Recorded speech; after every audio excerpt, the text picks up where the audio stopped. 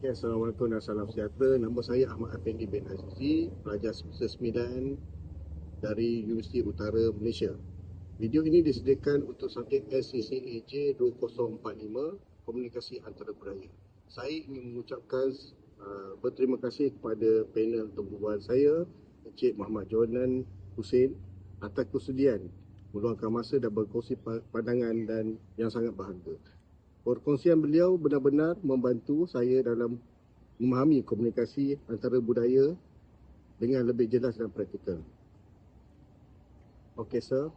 My name is Ahmad Afendi bin Azizi. I am semester 9 student from Universiti Utara Malaysia. This video is part of my coursework for Sccaj2043 Komunikasi Antarabudaya.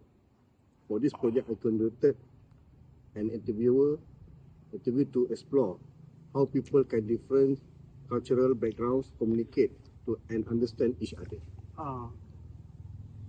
So the first question is, can you share a little bit about your background and your experience coming to Malaysia to purchase your studies?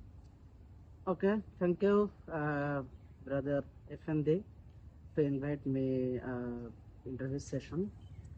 Actually, my name is Muhammad Jonan Hossen. I am from Bangladesh. I have completed my honors and master's degree from Bangladesh in a public university. But recently, I am currently pursuing a master's of education at UIAM. So I decided to continue my study in Malaysia because the country offers a high quality education, and I am fascinated by the diversity of cultures here.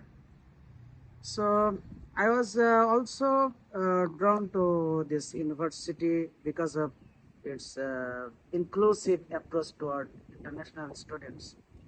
And I have been in Malaysia for almost 2 years now. And this experience has given me a fresh perspective on different cultures.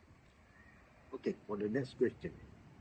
How does the culture in Malaysia differ from that Bangladesh? There are significant differences in the way people communicate. Okay. Yes, there are notable differences. In Bangladesh, communication is more formal, especially with older people or those in higher social person, right? So in Malaysia, I find that people are more casual in their interactions, and there is less of a hierarchical distinction in daily communication. Additionally, the language used in Malaysia is more diverse, like English widely spoken, right? But in Bangladesh, only Bengali is the primary and only language. Okay. So Malaysia's culture also places and a greater emphasis on ethnic and religious diversity, while Bangladesh is more homogeneous in that regard. Okay, sir. The third question is, how you experience any culture shock when you first arrived in Malaysia? How did you adjust to the local culture? Okay. Yes, I did some experience. Some culture shocked me, especially with how open people in Malaysia are to different culture and religious. In Bangladesh, we tend to focus more on our own tradition.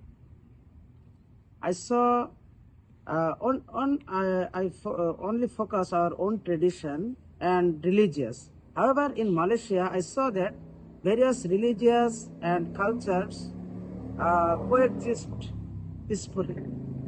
To adjust, I started participating in university activities and engagement and conversation with local students and international students to better understand their way of life.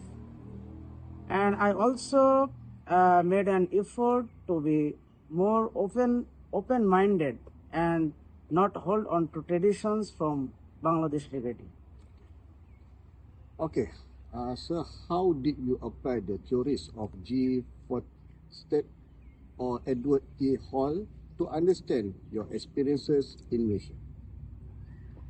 Okay, actually I didn't know the theory, but when I after coming to Malaysia, I study in this theory. I used Hofstede culture dimension theory to understand the differences in communication between Malaysia and Bangladesh.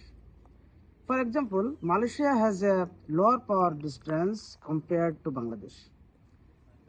This means that in Malaysia there is more equality in relationship, even between younger and older individuals. Whereas in Bangladesh, we tend to respect hierarchy more strictly. Additionally, Edward T. Hall's theory of high and low context cultures was also helpful. Malaysia is more of a high context culture where communication relies heavily on non-verbal cues and the social context, whereas in Bangladesh, more of low context culture with an emphasis to direct and explicit verbal communication. Okay, the last question. Okay.